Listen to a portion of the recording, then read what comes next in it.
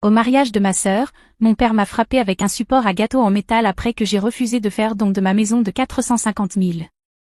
Je m'appelle Isabella et j'ai 30 ans. En grandissant, il ne m'a pas fallu longtemps pour comprendre que, dans ma famille, l'amour et l'attention n'étaient pas distribués équitablement. Dès la naissance de ma petite sœur, Doris, c'était comme si toute la maison avait changé d'orbite pour graviter autour d'elle.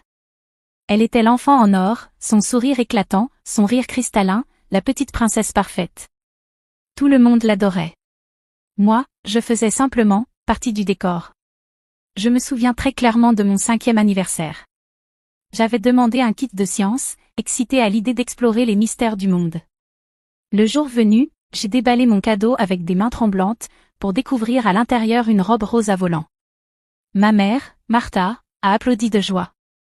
Maintenant tu peux être aussi jolie que Doris, a-t-elle dit, sans remarquer que mon enthousiasme s'effondrait dans une déception muette.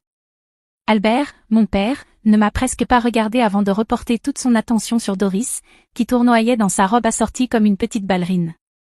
Ce schéma est devenu ma réalité. Chaque fois que Doris obtenait quelque chose, même une broutille, comme réciter un poème ou gagner un petit concours de dessin, nos parents organisaient des célébrations, lui offraient des cadeaux, accrochaient ses photos dans toute la maison. Quand, à 12 ans, j'ai remporté la première place à la foire scientifique de l'État, j'ai eu droit à un tiède « Bon travail, ma fille », avant que la conversation ne revienne rapidement au prochain récital de danse de Doris à l'école. Je me suis enfouie dans les livres et les projets scientifiques, à la recherche d'une validation que je ne trouvais jamais à la maison. Chaque certificat, chaque médaille, chaque distinction que je gagnais finissait par prendre la poussière dans un coin oublié du salon, tandis que les trophées de danse de Doris brillaient fièrement sur l'étagère principale. J'ai très tôt compris qu'aux yeux de mes parents, l'amour était conditionnel, et que je ne remplissais pas les conditions. Doris était l'enfant de rêve qu'ils avaient toujours voulu, charmante, extravertie, facile à exhiber devant les voisins. Moi, j'étais l'ombre maladroite et studieuse à l'arrière-plan. Toujours trop silencieuse, trop sérieuse, trop invisible. Et pourtant, je n'ai jamais abandonné. Au fond de moi, une flamme brûlait, une croyance obstinée et inébranlable que, tôt ou tard, je prouverais ma valeur. Pas pour leurs applaudissements. Pas pour leur amour. Mais pour moi-même. Et ce jour est arrivé plus tôt que quiconque ne l'aurait imaginé. Le jour où je suis partie à l'université a été mon premier vrai goût de liberté. Je me souviens encore d'être sur le pas de la porte, mes valises prêtes et le cœur battant, tandis qu'Albert me faisait un signe distrait de la main et que Martha disait « Ne perds pas trop de temps avec les livres. Il faudra vite que tu te poses. » Je les ai ignorés. L'université fut une révélation. Dans les salles de classe et les laboratoires, je n'étais plus invisible. Ma passion pour la biochimie et les sciences de l'environnement n'était pas bizarre, elle était respectée. Pour la première fois, ma rigueur ouvrait des portes, au lieu de les fermer. Bourses, stages, programmes de recherche, j'ai poursuivi chaque opportunité et je les ai saisis à 2 mains. Tandis que d'autres passaient leur week-end à faire la fête, moi je les passais dans les laboratoires ou les bibliothèques. Mes efforts ont porté leurs fruits. Je suis sortie major de promotion et j'ai décroché un poste dans une prestigieuse entreprise de biotechnologie avant même d'avoir mon diplôme en main. Le salaire n'était pas mirobolant, mais suffisant pour commencer à construire la vie dont j'avais toujours rêvé. Une vie dans laquelle je n'avais pas à me rapetisser pour correspondre aux attentes des autres. J'ai vécu avec sobriété, économisant chaque prime, chaque augmentation, chaque centime. Pas de vêtements de marque, pas de voiture hors de prix, pas de vacances luxueuses. J'avais un objectif en tête, l'indépendance. Une maison à moi. À 29 ans, après des années de sacrifice et de discipline, j'y suis enfin parvenue. J'ai acheté une jolie maison de 2 chambres pour 450 000 reais, dans un quartier calme et charmant. Elle n'était pas immense, mais elle était parfaite, cuisine moderne, salon chaleureux, un petit jardin à l'arrière où j'imaginais lire lors des après-midi ensoleillés. Chaque recoin de cette maison représentait une partie de moi, mes luttes, mes victoires, mes rêves. Quand j'ai annoncé l'achat à mes parents, j'espérais, peut-être naïvement, une lueur de fierté. Mais fidèles à eux-mêmes, ils n'y ont prêté aucune attention. Martha a à peine réagi, plus intéressée à me raconter que Doris venait de gagner un concours de beauté locale. Albert m'a adressé un demi-sourire et a murmuré. « C'est une grande maison pour une seule personne, tu ne trouves pas ?» Ces mots m'ont blessé. Mais pas assez pour entamer mon bonheur. Pour la première fois, je ne cherchais pas leur approbation. J'avais construit cette vie pour moi. Et rien, pensais-je, ne pourrait me l'enlever. Je me trompais. Le mariage de Doris était devenu le sujet central de la famille pendant des mois. Martha était entrée en mode organisation totale, obsédée par chaque petit détail, les fleurs, le traiteur, les essayages de robes. Albert la soutenait fièrement, prêt à présenter leur fille parfaite au monde. J'y suis allée, bien sûr. Malgré tout, je croyais encore à l'importance d'être présente lors des événements familiaux, même si je me sentais souvent comme une étrangère dans mon propre sang. Le lieu du mariage était magnifique, une salle élégante, décorée d'ivoire et d'or. Des guirlandes lumineuses brillaient au plafond, une musique douce s'échappait de haut-parleurs dissimulés. Les invités bourdonnaient d'excitation, riaient, bavardaient, buvaient du champagne. Tous semblaient emportés par la magie de la soirée. Près du bar, en observant les festivités, je ressentais une douleur douce amère. Il ne faisait aucun doute que ce jour était celui de Doris, le début de son conte de fées, l'image parfaite qu'Albert et Martha avaient toujours imaginée. Peter, le fiancé de Doris, avait l'air plutôt gentil. Un sourire timide, des manières courtoises, respectueux envers tout le monde. Dans une autre vie, j'aurais peut-être pu l'apprécier comme beau-frère. Il avait offert à Doris un cadeau plein d'intention, un médaillon ancien gravé d'une inscription sur les nouveaux départs et l'amour. Ce n'était pas extravagant, mais c'était personnel. Une partie de mon cœur, offerte en silence. Personne n'a souligné ce geste, bien sûr. Après tout, ce n'était que moi. La cérémonie n'avait pas encore commencé. Les invités arrivaient encore, bavardaient, savouraient les amuse-bouches. Doris voltigeait dans la salle, radieuse de bonheur, sa robe de satin blanc glissant élégamment derrière elle. Je restais en périphérie, souriant quand il le fallait, me fondant dans le décor comme je l'avais toujours fait. Mais sous la surface, quelque chose bouillait. Une tension dans l'air. Un éclat étrange dans les yeux de Martha chaque fois qu'elle croisait mon regard. Je ne le savais pas encore, mais la soirée, qui devait être une célébration, allait rapidement se transformer en toute autre chose. Quelque chose de laid. Quelque chose d'inoubliable. Je buvais un verre d'eau gazeuse près de l'entrée quand Martha m'a fait signe avec un sourire excessivement sucré. Albert se tenait à côté d'elle, les mains jointes dans le dos, l'air étrangement formel. « Isabla, ma chérie, il faut qu'on te parle une minute, » dit Martha, son ton chargé de cette douceur acérée et familière qui me serrait toujours l'estomac. Je les ai suivis à quelques pas de la foule principale, vers un coin plus calme de la salle, là où la musique s'effaçait en un bourdonnement lointain. Peter discutait avec sa famille non loin de là, inconscient de la tension qui montait. Martha s'est penchée en premier, sa voix basse mais pressante. « C'est un jour si spécial pour Doris. Tout a été parfait jusqu'à présent, n'est-ce pas ?» J'ai hoché la tête lentement, sans savoir où cela allait mener. Albert s'éclaircit la gorge, échangea un regard avec Martha avant de prendre la parole. « Il y a quelque chose à quoi ta mère et moi avons réfléchi. Quelque chose d'important, pour l'avenir de cette nouvelle famille. » Je me suis redressée, une inquiétude croissante dans la poitrine. « Tu as cette belle maison, » dit Martha, ses yeux brillants non pas de tendresse, mais de calcul, et tu es célibataire, tu n'as pas vraiment besoin de tout cet espace. J'ai cligné des yeux, les mots tombant lourdement, leur signification lentement en train de prendre forme. Albert a fait un pas en avant, souriant comme s'il m'offrait une opportunité en or. On s'est dit que ce serait le cadeau de mariage parfait si tu donnais ta maison à Doris et Peter. Pendant un instant, le monde autour de moi s'est tu. Le tintement des verres, les rires feutrés des invités, tout s'est transformé en bruit blanc. « Vous êtes sérieux ?» ai-je fini par demander, la voix tendue. « Bien sûr, » répondit Martha, comme si c'était la chose la plus naturelle du monde. C'est ton devoir en tant que sœur. La famille aide la famille. Mes mains se sont crispées en poing le long de mon corps. J'ai pensé à toutes ces années de sacrifice, aux nuits solitaires, aux heures supplémentaires, aux vacances refusées, au luxe évité, même le confort le plus simple, tout ça pour acheter cette maison. Ma maison. Mon accomplissement. J'ai lentement secoué la tête, sentant le feu monter en moi. Non, dis-je fermement. Je ne donnerai ma maison à personne. Le sourire de Martha s'est effacé. Ses yeux se sont assombris, la déception se changeant en fureur. La mâchoire d'Albert s'est contractée. Avant même que je puisse reculer d'un pas, avant même d'avoir le temps de me préparer à la tempête, Albert bougea et tout bascula. La main d'Albert se déplaça si vite qu'au début, je ne réalisais pas ce qu'il faisait.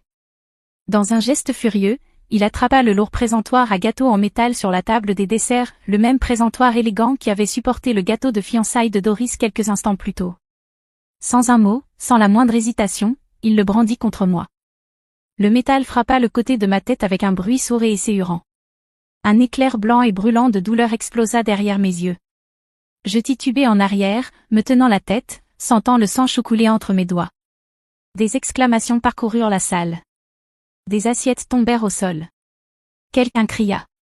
Je n'entendais presque plus rien à part le rugissement dans mes oreilles, mais je voyais l'horreur sur les visages. Je vis Martha courir vers moi, non pas avec inquiétude, mais avec un rictus haineux sur les lèvres. Sale ingrate égoïste, cracha-t-elle, sa voix assez tranchante pour blesser. Après tout ce qu'on a fait pour toi, tu oses nous humilier aujourd'hui, de tous les jours? Je vacillais, ma vision se brouillant, luttant pour rester debout. Autour de moi, les invités sortaient leur téléphone, certains filmaient, d'autres restaient figés, choqués. Et pourtant, Doris demeurait figée dans sa robe blanche, la bouche entr'ouverte dans une incrédulité muette. Peter, de l'autre côté de la salle, s'était déjà mis en mouvement, se frayant un chemin à travers la foule vers moi. Avant qu'il ne puisse m'atteindre, une voix retentit, forte, impérieuse. « J'appelle la police !» cria un homme. C'était Eric. Je le reconnus vaguement de présentations passées. Il était déjà en train de composer, parlant rapidement au téléphone. Martha s'élança à nouveau vers moi, ses paroles pleines de venin, mais Peter s'interposa, juste à temps, me protégeant de son corps. « Ne la touche pas, grogna-t-il, son ton habituellement doux remplacé par quelque chose de dur, de féroce. Le sang gouttait de mon visage sur le sol immaculé. Le conte de fées s'effilochait en cauchemar. En quelques minutes, le son des sirènes déchira l'air. Des lumières rouges et bleues clignotaient contre les murs de verre du lieu. Les ambulanciers arrivèrent les premiers, leurs gestes doux alors qu'ils m'éloignaient du chaos, pressant une compresse contre ma tête. Derrière moi, j'entendis le cliquetis des menottes. Albert Reynolds annonça sévèrement un policier, « Vous êtes en état d'arrestation pour agression et coups et blessures. » Un autre policier se tourna vers Martha, qui continuait à hurler des injures. « Vous aussi, madame, dit-il froidement, en lui tirant les mains derrière le dos. » Le monde se brouilla à nouveau pendant que les ambulanciers me guidaient vers l'ambulance. Je ne savais pas si c'était à cause de la blessure, ou simplement de la tristesse. Mais une chose était sûre, il n'y aurait pas de retour en arrière. La scène devant la salle de mariage n'était plus qu'un flou de lumière clignotante, de murmures et de pas précipités. Tandis que les ambulanciers m'allongeaient sur une civière, je pouvais entendre des bribes de conversation autour de moi. « Tu as vu ça? Il l'a frappé avec un présentoir à gâteau. J'ai tout filmé. Tout est sur vidéo. Incroyable. Le jour du mariage de sa propre fille. » Les ambulanciers agissaient vite, enveloppant ma tête, vérifiant mes signes vitaux, s'assurant que je restais consciente. Je voyais Eric non loin, encore en train de parler à un agent, lui montrant la vidéo sur son téléphone. Une autre invitée, une femme que je connaissais à peine, s'approcha timidement, son téléphone à la main. « Moi aussi j'ai filmé, dit-elle. Vous pouvez garder ma copie. » En quelques minutes, plusieurs invités proposèrent volontairement leurs enregistrements, leurs visages tendus de colère et de dégoût. Les policiers rassemblèrent les preuves, recueillirent des témoignages avec méthode, s'assurant que chaque fragment de l'histoire soit documenté. Pendant ce temps, Martha et Albert étaient assis sur le trottoir, tous deux menottés, tous deux furieux. Martha marmonnait encore des insultes à voix basse, tandis qu'Albert fixait le sol, la mâchoire contractée dans un silence sombre. Peter restait près de moi, refusant de s'éloigner. Ses mains s'ouvraient et se refermaient nerveusement à ses côtés, la tension émanant de lui comme une chaleur étouffante. « C'était censé être un mariage, murmura-t-il, plus pour lui-même que pour quiconque. Comment ont-ils pu transformer ça, en ça ?» Un des policiers s'approcha doucement de moi. « Mademoiselle Reynolds, nous aurons besoin d'une déposition complète quand vous vous sentirez mieux. Pour l'instant, nous traitons cela comme une agression grave. » J'hochai faiblement la tête, la douleur à mon crâne battant au rythme de mon cœur. Tandis qu'on me portait jusqu'à l'ambulance, j'aperçus Doris debout à l'entrée de la salle. Sa robe de mariée était encore immaculée, mais son visage était ravagé par le désespoir. Les parents de Peter se tenaient à ses côtés, les bras croisés, le visage fermé de colère. Je voyais déjà les fissures se former, les conséquences commencer, au moment où les portes de l'ambulance se refermèrent derrière moi, m'isolant du chaos. Je compris alors que ce n'était pas simplement la fin d'un mariage. C'était le début d'un règlement de compte. Alors que l'ambulance filait à toute vitesse vers l'hôpital, la dévastation que j'avais laissée derrière moi au salon de mariage continuait de se déployer. L'atmosphère qui avait autrefois été joyeuse était devenue irréparablement amère. Les invités murmuraient par petits groupes, certains ramassant leurs affaires en silence, d'autres secouant la tête d'incrédulité. Personne ne dansait. Personne ne célébrait. Les parents de Peter, Monsieur et Madame Laurence, se postèrent devant Doris et sa famille restante, le visage dur, empreint de déception et d'indignation. C'est impardonnable, déclara Monsieur Laurence, sa voix résonnant dans la salle silencieuse. Nous ne joindrons pas notre famille à une autre qui tolère la violence et la cruauté. Madame Laurence hocha la tête brusquement, les lèvres pincées en une ligne fine et sombre. Nous vous faisions confiance, dit-elle, sa voix tremblante de colère contenue. Nous avons soutenu ces fiançailles parce que nous croyions à l'amour de Peter pour vous. Mais après ce que nous avons vu aujourd'hui, il n'y aura pas de mariage. Ni maintenant, ni jamais. Doris, encore en robe de mariée, halta. Des larmes montèrent à ses yeux. S'il vous plaît, murmura-t-elle, tendant la main. Mais Madame Laurence recula comme si elle avait été brûlée. Il ne s'agit pas seulement d'aujourd'hui, poursuivit Monsieur Laurence, inflexible. Il s'agit des gens dont vous vous entourez. Du type de famille dont vous venez. Nous n'exposerons pas notre fils à ce poison. Sur ces mots, les parents de Peter tournèrent les talons et s'éloignèrent, laissant Doris seule, brisée et humiliée. Peter restait en retrait, observant la scène. Il ne dit rien. Il ne prit pas la défense de Doris. Quand leurs regards se croisèrent, il n'y avait plus d'amour dans les yeux de Peter, seulement de la déception et du regret. Peu à peu, les invités commencèrent à partir, murmurant des condoléances maladroites ou évitant complètement Doris. En quelques minutes, le mariage, préparé depuis des mois, s'était dissous en cendres. Doris s'effondra sur une chaise proche, sa robe s'entassant autour d'elle comme une fleur fanée. Albert et Martha, désormais en garde à vue, ne pouvaient rien faire pour intervenir, enchaînés par leurs propres actes. Le mariage était officiellement, complètement, désastreusement annulé. Et tout se résumait à une vérité simple, leur cruauté avait finalement détruit l'image parfaite qu'ils avaient mis tant de soin à construire. La chambre d'hôpital était petite, mais paisible, un contraste frappant avec le chaos que j'avais laissé derrière moi. Les lumières fluorescentes bourdonnaient doucement au-dessus de moi pendant que les infirmières s'affairaient avec efficacité, vérifiant mes signes vitaux, recousant la blessure sur ma tête et la pansant délicatement. Je restais immobile, le corps endolori, le cœur plus lourd que jamais. Les médecins m'avaient dit que j'avais une commotion cérébrale, mais aucune fracture. Un petit miracle, disait-il, compte tenu de la violence du coup. J'avais eu de la chance. Mais je ne me sentais pas chanceuse. Alors que je somnolais par intermittence, la porte grinça doucement. Peter entra, le visage tendu d'inquiétude. Il portait un petit bouquet de marguerites fraîches, simples, sincères. « Salut, dit-il doucement en s'approchant de mon lit. Je réussis un léger sourire. Tu n'étais pas obligé de venir. Je voulais, répondit-il fermement. Je devais venir. Il tira une chaise et s'assit près de moi, les mains jointes avec force. Pendant un long moment, aucun de nous ne parla. Le poids de tout ce qui s'était passé flottait entre nous. Je suis désolé pour ce qu'ils t'ont fait, finit-il par dire, sa voix brisée. Tu ne méritais rien de tout cela. Rien. Des larmes me montèrent aux yeux, mais je les repoussai en clignant des paupières. Je ne voulais plus pleurer. Pas pour eux. Peter prit une profonde inspiration. Je connais un bon avocat. Il s'appelle Scott, c'est un ami proche. Si tu es prête, je pense que tu devrais porter plainte. Pas seulement pour aujourd'hui, mais pour tout ce qu'ils t'ont fait subir toute ta vie. Je restai un instant silencieuse. Engager une action en justice contre mes propres parents? L'idée se tordait douloureusement en moi. Mais je revis alors le visage furieux de Martha. Le coup brutal d'Albert avec le support à gâteau. Les années passées à être traitées comme si je n'étais jamais suffisante. Et quelque chose en moi se durcit. Je veux le faire, dis-je, d'une voix plus ferme que je ne me sentais. Je dois le faire. Peter eut un léger sourire, fier. Bien. Tu mérites justice, Isabella. Tu mérites mieux. Il serra doucement ma main, m'offrant un soutien silencieux. Pour la première fois depuis longtemps, je ne me sentais plus seule. À la fin de cette semaine, une fois que les médecins m'avaient autorisé à sortir, Peter resta à mes côtés alors que je quittais l'hôpital. Ensemble, nous allâmes directement au cabinet de Scott, prêts à faire le premier pas vers la reconquête de ma vie.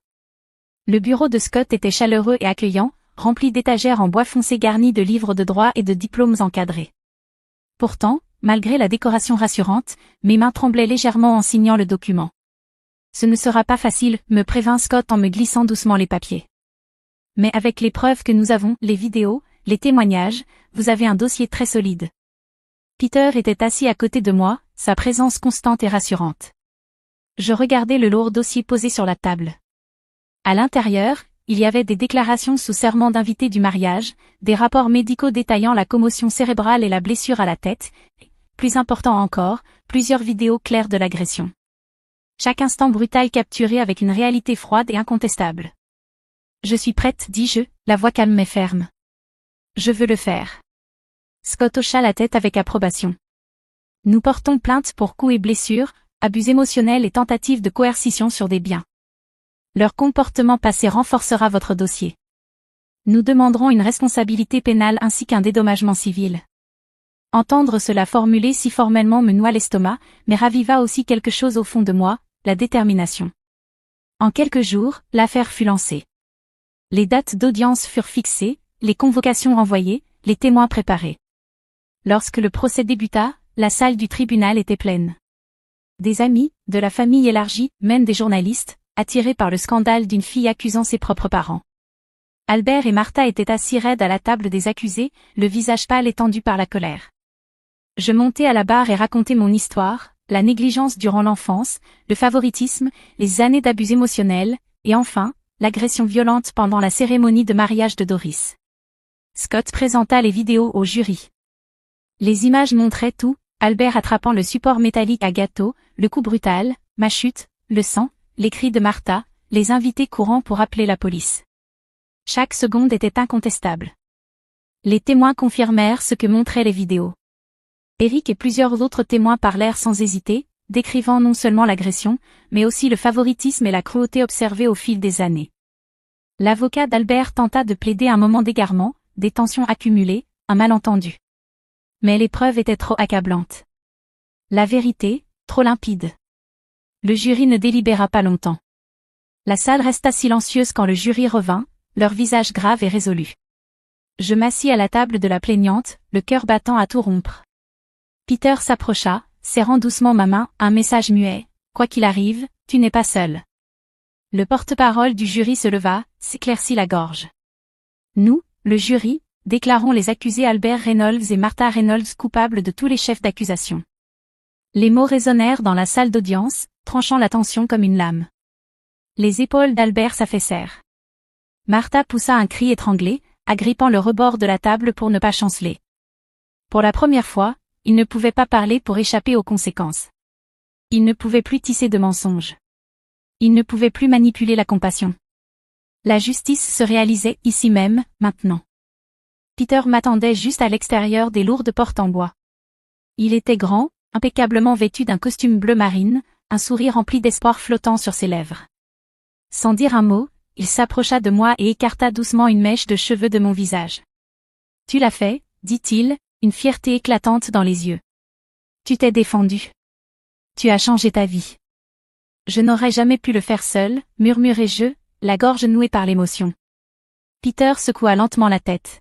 « Tu as toujours été forte, Isabella. Il te fallait juste quelqu'un pour croire en toi. Comme moi, je crois en toi. » Il inspira profondément, le monde semblant se suspendre autour de nous. Les invités et les journalistes bougeaient à l'arrière-plan, mais à cet instant, il n'y avait que Peter et moi. Il sortit une petite boîte de velours de sa poche. Mon souffle se coupa. « Je sais que ce n'est pas exactement un moment de conte de fées, » dit Peter, la voix lourde de sincérité, « mais la vie n'est pas parfaite. Elle est réelle. Et je préférerais construire quelque chose de vrai avec toi plutôt que courir après une illusion. » Il ouvrit la boîte pour révéler une bague de fiançailles délicate et simple. Discrète. Belle. Exactement le genre de chose que j'aurais choisi pour moi-même. Il mit un genou à terre, la même, sur les marches du tribunal. « Isabella Reynolds, dit-il, veux-tu m'épouser ?»